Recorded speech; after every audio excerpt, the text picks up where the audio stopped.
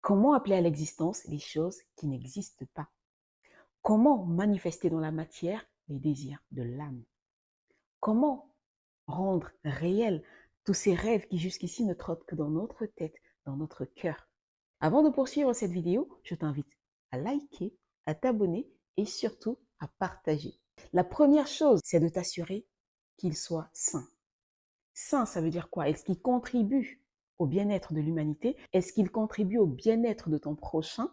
Est-ce qu'il contribue à ton bien-être? Est-ce qu'il va changer la vie des personnes? C'est autant de questions que tu dois te poser pour t'assurer que ton rêve est sain. La deuxième étape, c'est de faire comme le Christ faisait. Lui qui a manifesté tellement de choses, lui qui a accompli tellement de miracles sur cette terre.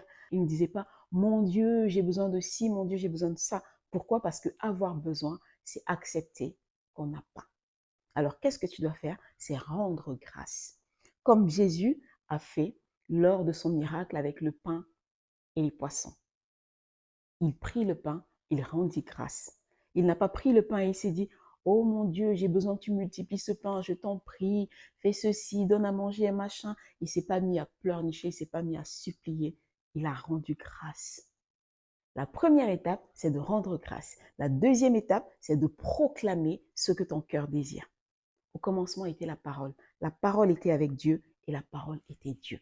Donc, une fois que tu as un désir, assure-toi que les mots qui sortent de ta bouche, que les pensées soient en phase avec tout ce que tu souhaites manifester.